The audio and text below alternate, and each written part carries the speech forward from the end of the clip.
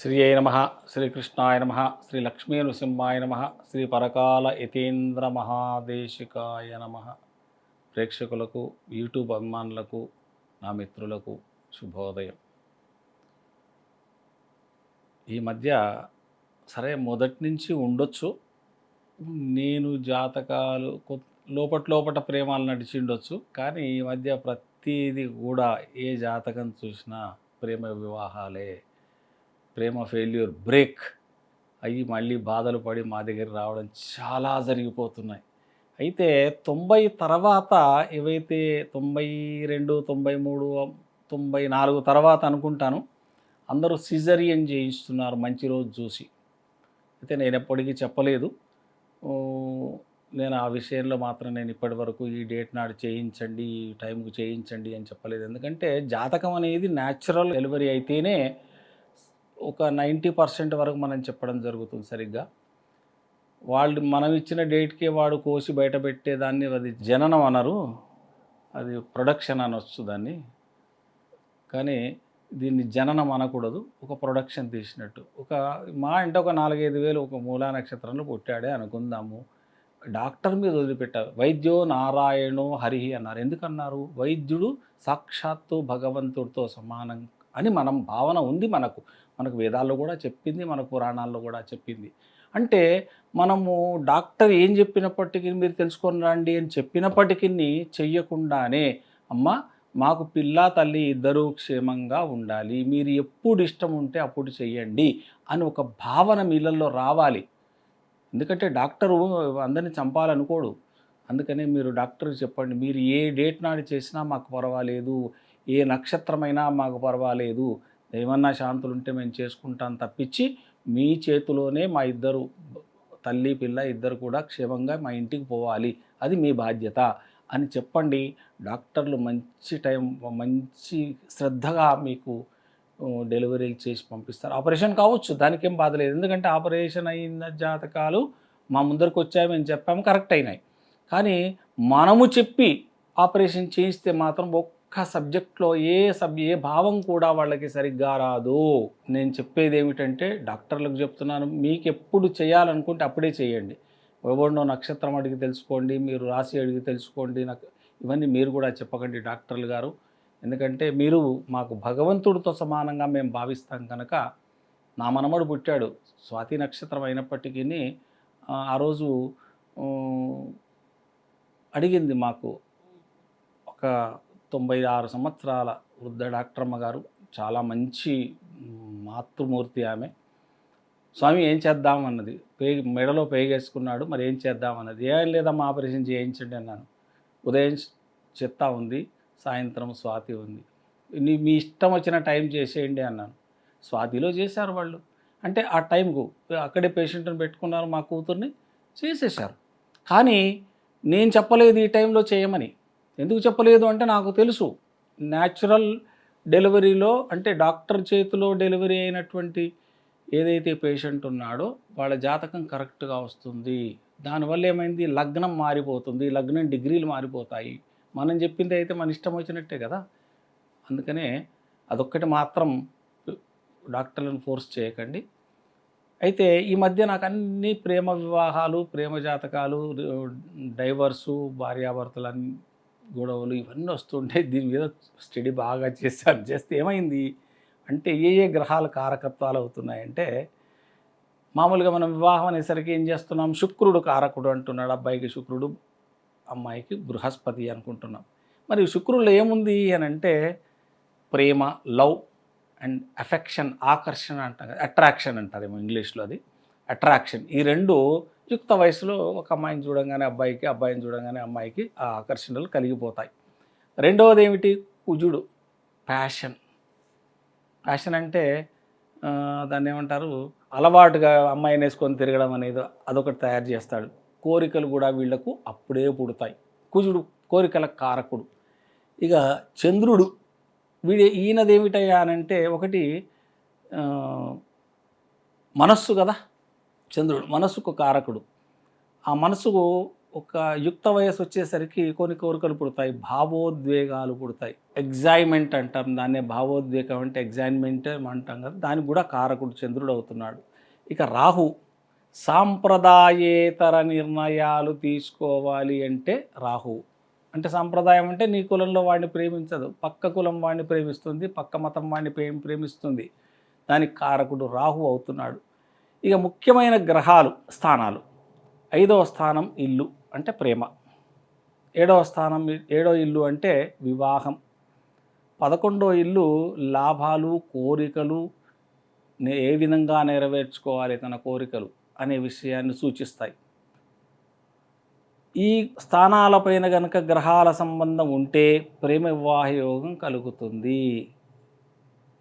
ప్రేమ వివాహానికి కీలక గ్రహస్థితులు అంటే పొజిషన్స్ అంటాం కదా, ఆ పొజిషన్ ఎట్లా అంటే ఏదేని జాతకంలో శుక్రుడు కానీ కుజుడు కానీ రెండు ఒకటే స్థానంలో ఉండడం కానీ, లేదా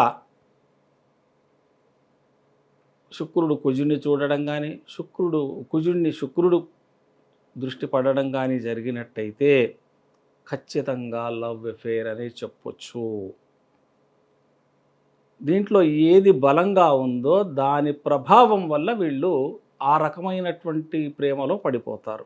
అంటే ఇక్కడ ఏమిటంటే ఇక్కడ కుజుడేమో యుద్ధకారకుడు, కోరికలకు కారకుడు అవుతున్నాడు కనుక ఈ కోరిక తీర్చుకోవడానికి ప్రేమించడం ఒకటి, నేను ఈయనతో బాగుండాలి అనే శుక్రుని యొక్క భావాలతో ప్రేమ ఆకర్షణ, ఈయన ఆకర్షించుకున్నాడు నన్ను కనుక ఈయనతో నేను లైఫ్ లాంగ్ ఉంటాను అని ఒక అమ్మాయి రావడం, వీడేమో నేను కుజుడు దృష్టి పడింది కనుక వీడికి ఏమవుతుంది ఆలోచన, అమ్మాయి చాలా బాగుంది, నా కోరికలు తీర్చుకోవచ్చు అనే భావనతోటి వీడు ప్రేమిస్తాడు. ప్రేమించి కోరికలు తీర్చుకున్న తర్వాత నువ్వెంత పో నేను ఇంత పో అని గొడవ పడి బ్రేకప్ అనే ఒక ఇంగ్లీష్లో డైలాగ్ కొట్టి పక్కకు జరిగిపోతారు. తర్వాత అమ్మాయి బాధపడుతుండే, ఇంత మంచిగా ప్రేమించా అని నా వల్ల ఏం తప్పయింది అని. అందుకనే కుజుడు శుక్రుడిని చూసిన శుక్రుడు ఈ రెండు గ్రహాల్లో ఏది బలంగా ఉందో ఆ విషయాన్ని అక్కడ మనం అప్లై చేసుకోవచ్చు. ఇక రెండోది ఏమిటి, 5, 7, 11 స్థానాల సంబంధం. 5వ ఇంటి అధిపతి 7వ ఇంటిలో లేదా 7వ అధిపతి 5వ ఇంటిలో సంబంధం కలిగి ఉన్నట్టయితే కూడా ప్రేమ వివాహాలు, పంచమాధిపతి సప్తమంలో, సప్తమాధిపతి పంచమంలో లేదా పరివర్తనం ఈ విధంగా జరిగినట్టయితే ఖచ్చితంగా ప్రేమ వివాహం అని చెప్పుకోవాలి. ఇక శుక్రుడు వచ్చేసి ప్రేమ ఆకర్షణ, ఇక్కడ చంద్రుడు వచ్చేసి మనకు ఎఫెక్షన్ భావం. ఈ రెండు గ్రహాలు కనుక కలిసి 5వ స్థానం కానీ 11వ స్థానం అధిపతులతో కలిసి ఉన్న ఆ భావాల్లో ఉన్న స్నేహితులతోనే వివాహం జరిగే అవకాశం ఉంటుంది. 11వ భావం మనం ఏమనుకున్నాం అక్కడ అంటే లాభాలు, కోరికలు. అందుకనే ఏ స్కూల్లో చదువుకుంటున్నారో, ఏ కాలేజీలో చదువుకుంటున్నారో, ఏ కాలనీలో ఉండి నివసిస్తున్నారో వాళ్ళతోటి మాత్రమే వివాహం జరగడానికి ఆస్కారం ఉంది. ఇక రాహు ప్రభావం వచ్చేసరికి 5 లేదా 7వ భావంతో సంబంధం కలిగి ఉంటే, అంటే 7వ ఇంట్లో కానీ 5వ ఇంట్లో కానీ రాహు ఉన్నట్టయితే కులాంతర వివాహాలు చేసుకుంటారు. ఇంటర్ కాస్ట్ మ్యారేజ్ అని మనం ఇంగ్లీష్లో అంటున్నాం. సరే, అది జరిగిపోతుంది. ఇక ప్రేమలో సమస్యలు, పరిహారాలు ఇంకా ఉన్నాయి కదా మనకి. అంటే మరి ఎట్లానయ్యా, మరి మొదలే మా పిల్లల్ని ఎట్లా అంటే 14 ఏళ్ల వయసు వచ్చింది మీ పిల్లలకి, అబ్బాయి కావచ్చు అమ్మాయి కావచ్చు, 16 ఏళ్ళ అబ్బాయి 14 ఏళ్ళ అమ్మాయి వచ్చిందంటే అబ్జర్వేషన్లో పెట్టాలి. మీరు ఒక పేషెంట్ని అబ్జర్వేషన్లో పెట్టినట్టు 9th నుంచి మనం ఎప్పటికీ కనిపెడుతూ ఆ పిల్లని మనం దగ్గరికి తీయాలి. 8th వరకు మనకు అవసరం లేదు, ఆడుకుంటారు పాడుకుంటారు వచ్చేస్తారు. ఎప్పుడైతే 9th వస్తుందో బాడీలో వైబ్రేషన్ సిస్టమ్ మారిపోతుంది. ఇంటర్మీడియట్ వచ్చిన తర్వాత ఇంకొక సిస్టమ్ మారుతుంది, వివాహం అయిన తర్వాత ఇంకో సిస్టమ్ మారుతుంది. బాడీలో మన శరీరంలో తత్వాలన్నీ మారిపోతూ ఉంటాయి. అదే ప్రకారంగా ఈ 14, 16, 18 ఈ వయసులలో కూడా మార్పు చెందే అవకాశాలు ఉంటాయి. అప్పుడు మీరు ఒక్కసారి మీ దగ్గరలో ఉన్నటువంటి, మీకు పరిచయం ఉన్నటువంటి, మీకు నమ్మకం ఉన్నటువంటి జ్యోతిష్యుడి దగ్గరికి వెళ్ళి, స్వామి మా అమ్మాయి జాతకం చూడండి లేదా మా అబ్బాయి జాతకం చూడండి, వాడికి ఈ మధ్య ఏదో 4-5 మార్కులు తక్కువ వస్తున్నాయి, ఎందుకు ఈ విధంగా అడగండి. అప్పుడు ఆయన చెప్తాడు బుధుడు, గురువు, శుక్రుడు, రాహు గ్రహాలు ఒకవేళ బలహీనంగా ఉన్నాయి అంటే ఖచ్చితంగా వీళ్ళు ఆ దశలు కానీ ఆ అంతర్దశలు కానీ జరుగుతున్నాయి. అది 6, 8, 12 స్థానాల్లో ఉన్నాయి అంటే ఖచ్చితంగా ఈ పిల్లలు ప్రేమలో పడుతున్నారు, చదువులో భ్రష్టు పట్టిపోతున్నారని తెలుసుకోండి.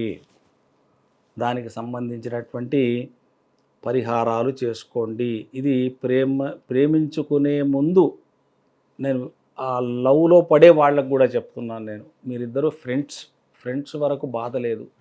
కలిసి జీవనం సాగించే సమయానికి మీకు గొడవలు స్టార్ట్ అవుతాయి. ఈ డైవర్స్ కావడానికి కారణం అదే. ఎందుకంటే ప్రేమ అనేసరికి ఐస్ క్రీమ్ తినొచ్చినాము, ఒక హోటల్‌లో భోజనం చేసినాము, ఒక సినిమాకి వెళ్ళాము, లేదా ఒక యాత్ర పోయొచ్చాము, ఒక టూర్ పోయొచ్చాము, అంతా బాగానే ఉంది. ఎప్పుడైతే సహజీవనం చేసే సమయం వస్తుందో అక్కడ వీళ్ళ భావాలు ఒరిజినల్‌గా బయటపడతాయి. అప్పుడు మనం చాలా బాధపడాల్సొస్తుంది. ఆ ప్రేమించుకునే ముందు మీకు గూడా ప్రేమించుకునే పిల్లలకు గూడా చెప్తున్నాను నేను. స్వామి నేను ఈ అబ్బాయిని ప్రేమించాలనుకుంటున్నాను. ఈ అబ్బాయి జాతకంలో ఎలా ఉంది ఫస్ట్ తెలుసుకోండి. అమ్మాయి కావచ్చు, అబ్బాయి కావచ్చు. ఇవి సరిగ్గా ఉన్నాయమ్మా, నో ప్రాబ్లమ్ అంటే అప్పుడు మీరు ప్రేమించుకొని మీ తల్లిదండ్రులకు చెప్పండి. ప్రేమ వివాహం తప్పు కాదు. ఎందుకంటే అది మీ జీవితం. మీరు 60 ఏళ్ళు 70 ఏళ్ళు మీరిద్దరూ కలిసి ఉండే జీవితం కనుక, సాగించే జీవితం కనుక ప్రేమించుకోవడం తప్పు కాదు. కానీ మూతల ఆ జాతకాల్లో ఏవైనా గ్రహ దోషాలు ఉన్నాయా చూసుకొని, అంటే బ్రేకప్పులు కాకుండా ఉండి లేదా అన్యోన్యంగా జీవితం సాగించే జాతకాలు అయితే మీరు ముందుకు వెళ్ళొచ్చు. లేకపోతే అక్కడికే బ్రేక్ చేసుకొని మీ లైఫ్ని ఇంకా ముందుకు పోయే ప్రయత్నం చేయండి. ఇదే విధంగా 5, 7వ అధిపతులు నక్షత్ర లేదా రాశి పరివర్తనము. 5వ అధిపతి యొక్క నక్షత్రం, 7వ అధిపతి యొక్క నక్షత్రం పరివర్తనం గనక చెందినట్టయితే, పరస్పర దృష్టి అంటే ఎదురెదురు దృష్టి గనక ఉన్నట్టయితే ప్రేమ వివాహం జరుగుటకు మంచి అవకాశము కలుగుతుంది. అందుకనే శుక్రుడు, చంద్రుడు, కుజుడు, రాహు ఈ 4 గ్రహాలు, బుధుడు కూడా, ఈ 5 గ్రహాలు గనక మనకు బలంగా ఉంటే ప్రేమ వివాహానికి వెళ్ళరు.